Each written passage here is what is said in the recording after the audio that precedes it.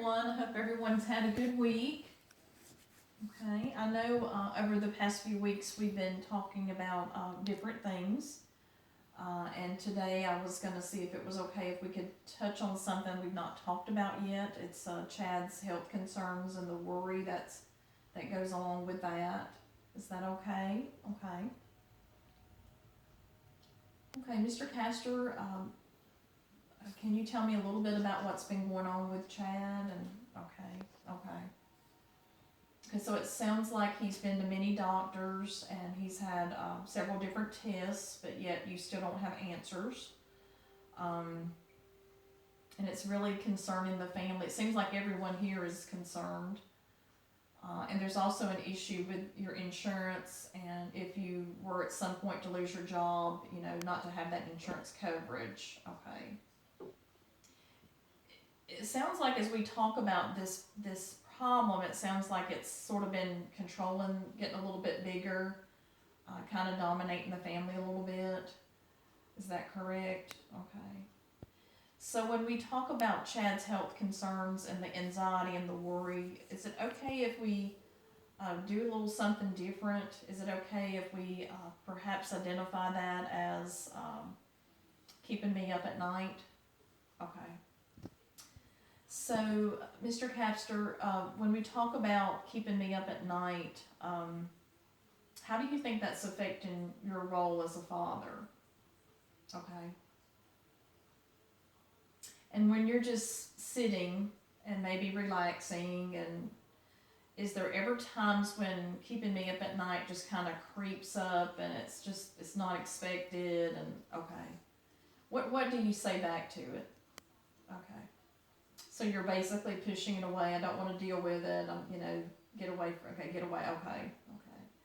And I'm kind of curious, as far as the other family members, how you guys have been, what your relationship is to keeping me up at night and how it's affecting you. Ms. Castor, would you like to talk about your response to it? Okay. So it sounds like you're going out, you're shopping with your girlfriends and and kind of keeping your mind out off of it. And it sounds like Jack's going up to his room and Chad's playing his video games. Okay. So, Mr. Castor, when we talk about keeping me up at night, I'm just kind of curious, are there times that maybe this problem has not really bothered you as much? Maybe it's been lessened a little bit. Has there been times that you can identify? Okay.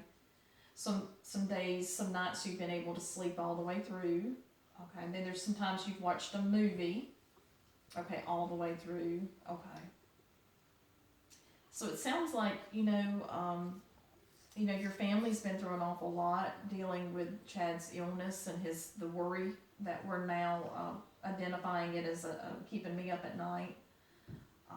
I'm just wondering, if your extended family members were here and they've witnessed you go through all this, I'm wondering how they could explain how you guys have been able to stay together and remain a strong family unit. Okay. So they would say that you've been strong, you've been committed to each other. Okay. And Mr. Castor, I think looking back over the past few months when we're thinking about keeping me up at night, do you feel like it's gotten any better? Okay.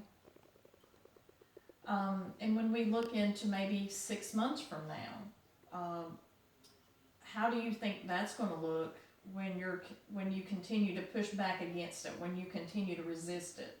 Okay. And sometimes as we rewrite our story, sometimes things like keeping me up at night can creep back in. It can want to cause more problems. And that's what we call relapse, and that's perfectly normal. Is there ways that maybe you as a family can identify how you're going to push back against that, how you're going to fight against it? Okay. So you're still going to try to focus on those activities that's helping you to be able to relax, and the family's going to be able to encourage you and help you to do that. Okay.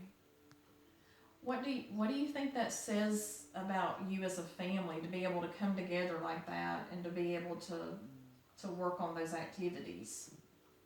Okay, so it says that you're strong, that you've been resilient, and you've been able to overcome this for quite some time.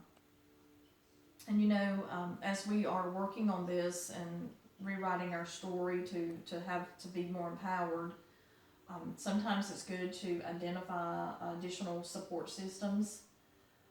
Is there someone as needed that we could use if need? Okay, so the church. Okay, so maybe the pastor. I know he's been one of your support systems for quite some time, and you're very trusting with him, and you have that good relationship with him. Okay, and over the next maybe the next session, there is some more questions that we can explore and continue to talk about, to continue to rewrite our story to be like I said, a more empowering story. Is that okay if we continue that maybe on our next session? Okay.